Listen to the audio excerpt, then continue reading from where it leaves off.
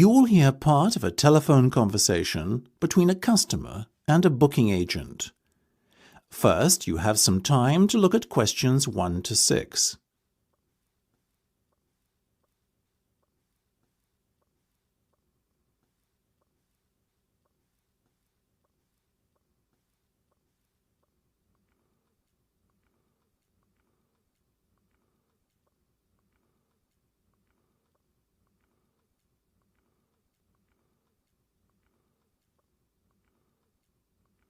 You will see that there is an example that has been done for you. On this occasion only, the conversation relating to this will be played first. OK, well, based on the date you have set for your big day and the information you've told me about, how would you like it to be? I can tell you that I have 3 suitable venues. Would you like to hear what they are? Of course. Well, the first is the Royal, a restaurant located just off Burgundy Road, right in the centre of the city. The hotel is located just off Burgundy Road. So, you write just off in the space provided. You should answer the questions as you listen because you will not hear the recording a second time. Listen carefully and answer questions 1 to 6. OK, well, based on the date you have set for your big day and the information you've told me about, how would you like it to be? I can tell you that I have 3 suitable venues. Would you like to hear what they are? Of course.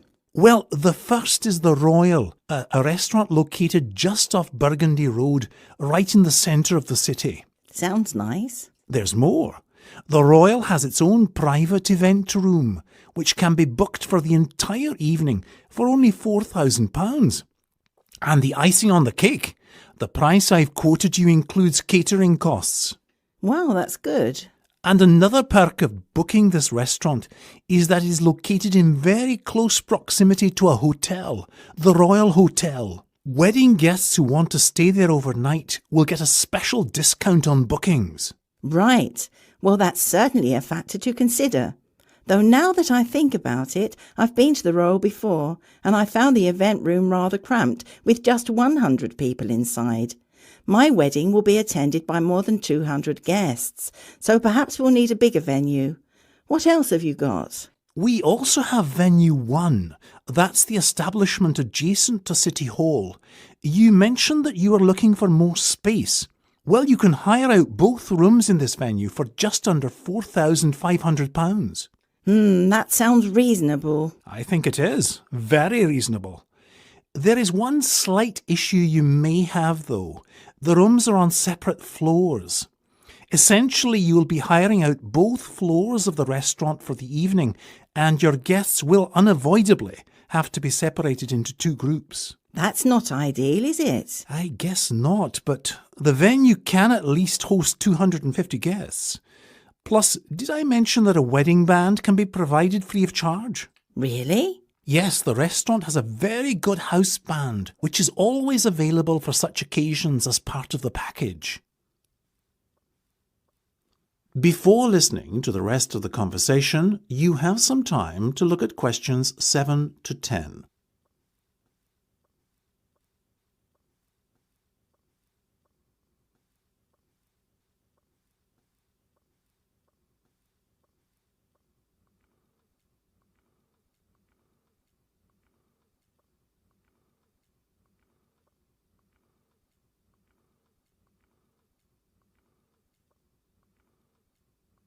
Now listen and answer questions 7 to 10.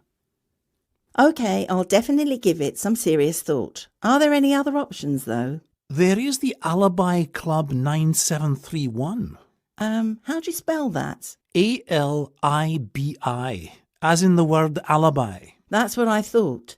Isn't it a nightclub? It is many things. A nightclub, bar, wine bar, restaurant, sushi bar, etc. It's a huge place inside the Regency Tower. REGENCY. The city's tallest building. So you're going to be guaranteed spectacular views. Sounds expensive. It is. £10,000 actually. Oh, no, that's far too expensive. Well, there is a Monday evening offer. Monday bookings get the venue for 50% less than the normal price. OK, that's a bit more realistic. But do I really want to have a Monday wedding? That's what you've got to decide. As part of the package, they'll also give you a complimentary cake for the occasion. Interesting. Well, look, I'll have a think. That's the end of section 1. You have half a minute to check your answers.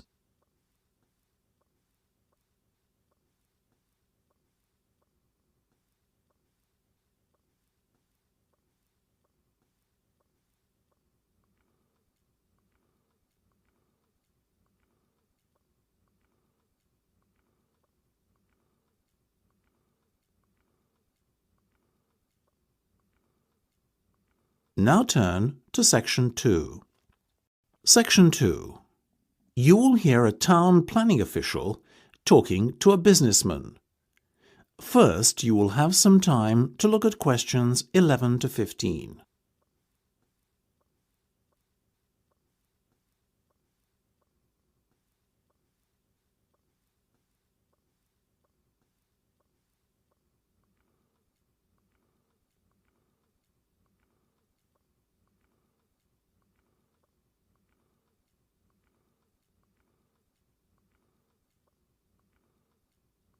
Now listen carefully and answer questions 11 to 15. We've looked at your proposal, and while we are relatively happy with it and prepared to give you the go-ahead to get the project started, that is only on condition that you make some modifications to the original plans. First of all, having 2 car parks is all well and good, but you only have a ticket office in one of them. What happens if a customer encounters a problem in car park 2? Does he have to go all the way over to car park 1 to get help? That'll have to change. Another issue we have is the location of one shopping outlet in isolation on the opposite side of the road to the main complex. I'm referring to the designer boutique by the roundabout. It's highly dangerous to expect people to cross over the road there. An accident waiting to happen, quite frankly. We very much approve of the placement of a flower bed in the centre of the complex, and of course it makes sense to have this leading into the garden centre as you have shown in your plans. That said, we're not sure a garden centre is the right kind of store for this location, and we would like you to carry out some further market research to provide evidence that there would be a demand for gardening products were such an outlet to be built. Also, the building in the main complex near to car park 2 is the Cineplex Cinema. That's fine, but we have a big issue with the placement of the cloakroom and toilets in a separate building. There's no logic for that, for goodness sake. What's more, the toilets are on the garden centre side of the building, which means they're even further away from the Cineplex. The only reason we could think of for laying out your plans in this manner is so that toilet users would be forced to walk through the electrical store in the middle of that building. Not acceptable. The Cineplex must have its own toilets. Before you hear the rest of the discussion, you have some time to look at questions 16 to 20.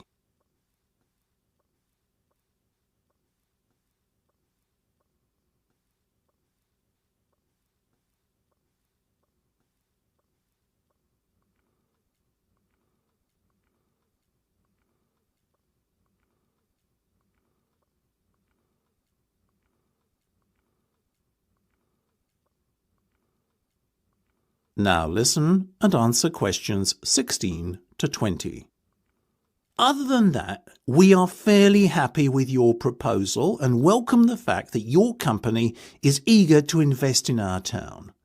We are willing to give the proposal conditional approval today. Conditional on the changes I have just outlined being made prior to the commencement of building work.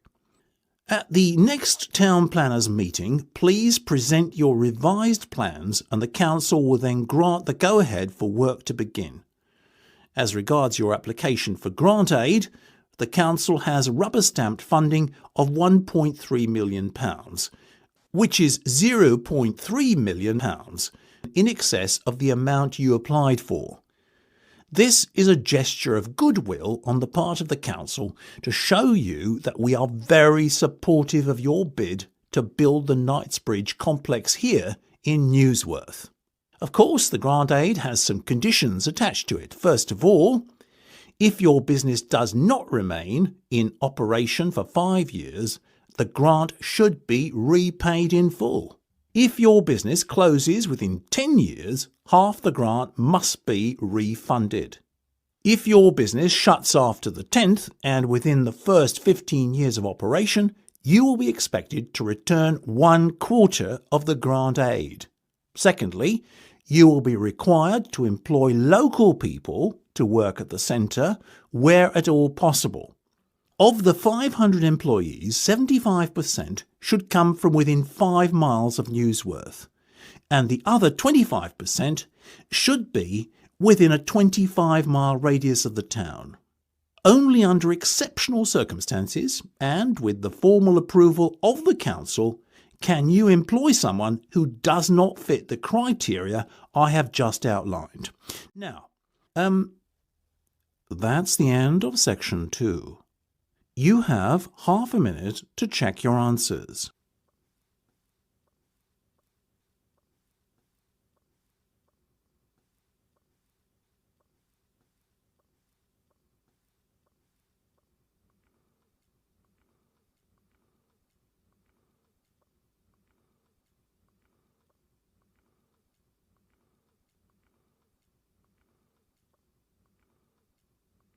Now turn to section 3. Section 3. You will hear a discussion between two students of international business. First, you have some time to look at questions 21 to 25.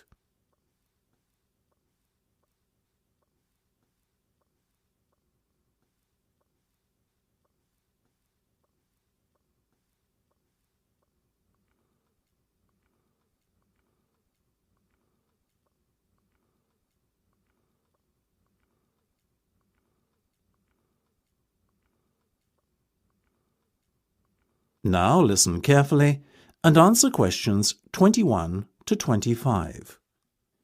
Long time no see. Hi, Chris. Yeah, it's good to be back. Definitely. Good to see you, El. I haven't spoken to you since, gotta be last June, was it? Yeah, that's right. Just after the end of term exams. How did you do, by the by? Not as poorly as I've been anticipating. I imagined there might be some resits in the offing, but thankfully I managed to just about pass every module, which was a huge relief. How about you? I was really happy with my grades and I'm still on track for my first in my degree. But there was one hiccup. Really? Do tell.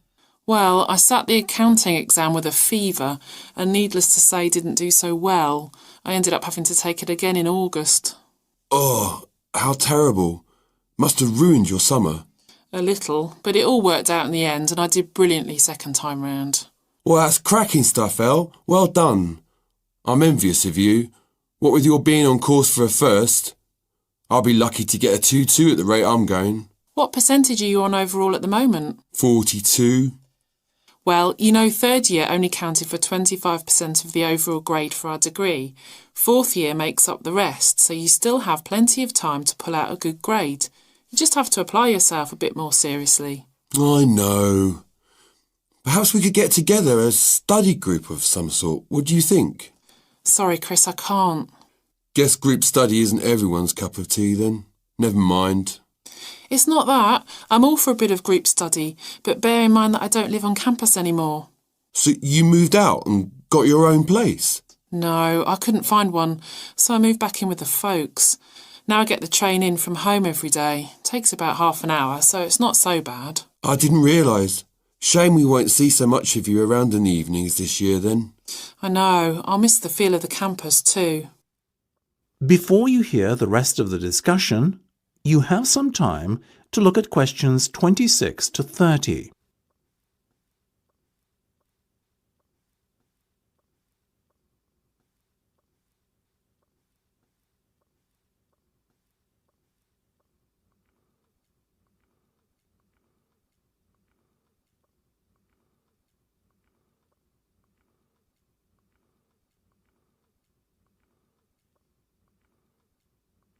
Now listen and answer questions 26 to 30. Have you chosen your modules for this semester yet, by the way? No, I'm still putting it off. Can't make up my mind what I want to do. You? Yeah, my first choice was marketing. Well, you love marketing, don't you? So I was sure you'd choose that. Me, though, I'm not completely convinced I want to do that module. I was leaning more towards human resources, though I haven't made up my mind completely yet. Why not do them both? I am. But then I wouldn't be able to do business law as it clashes on the timetable. No way. Oh, yeah, I forgot. You love all that legal stuff, don't you? Are you doing organisational behaviour? No. You? I would sooner enrol in a class that entailed watching the grass grow for an hour and a half every day. I can't stand that Professor Leon Smith. What an absolute bore. Steady on. It's not that bad. I know what you mean. I think finance is an important module. Wouldn't you agree? That's why I'm doing it. We'll see you there then. We can sit together. Great. Sounds like a plan. Now, how about... That's the end of section 3. You have half a minute to check your answers.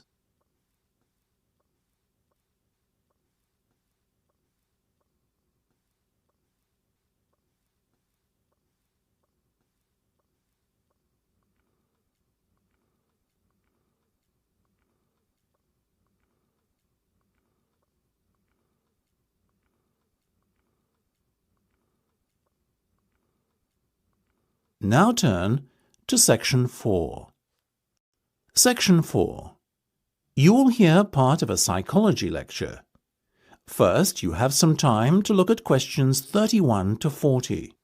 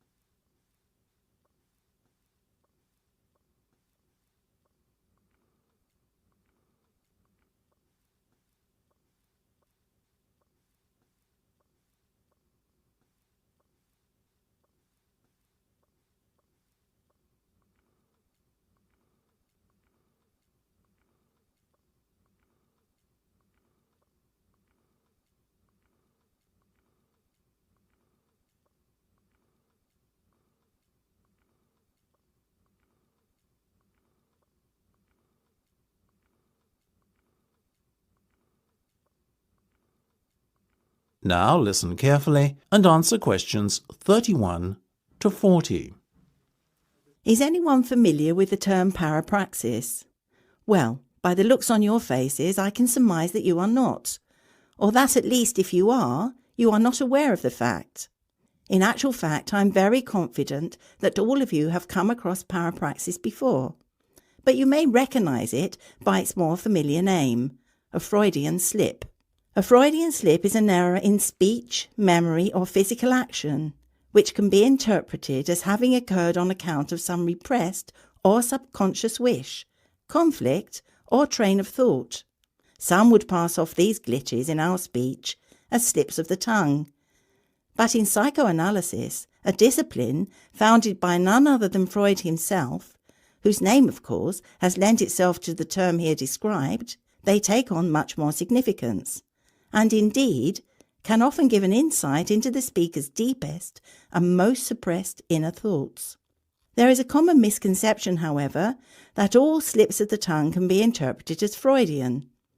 In actual fact, for a Freudian slip to have occurred, the speaker must not consciously be aware that they were thinking or feeling the things that the slip revealed.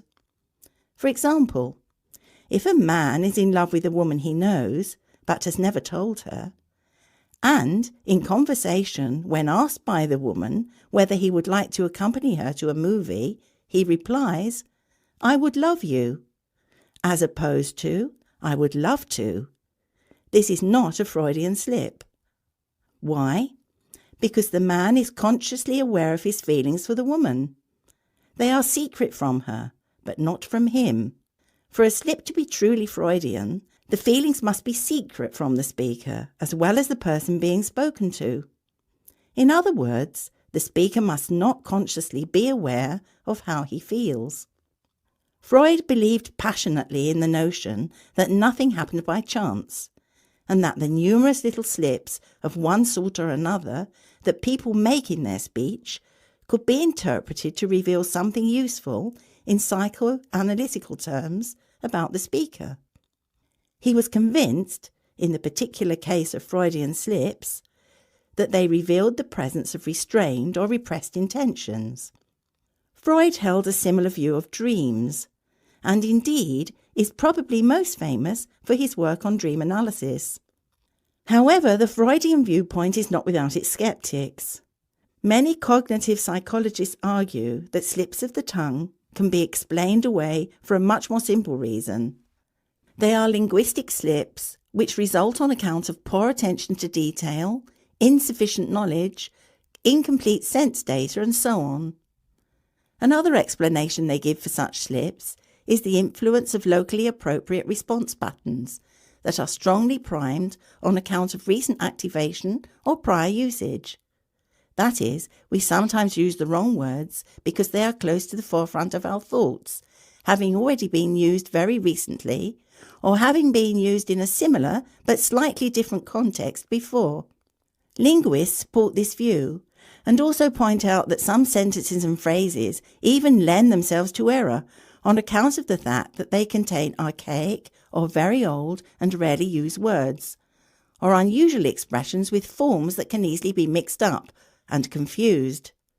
They argue, therefore, that such slips are down to strong habit substitution. In other words, we commonly replace unfamiliar words and phrases with words and phrases that sound similar or that are close in meaning, but which may, in the particular context in which they are spoken, not make adequate substitutes for the replaced words or phrases. What is clear is that That is the end of section 4.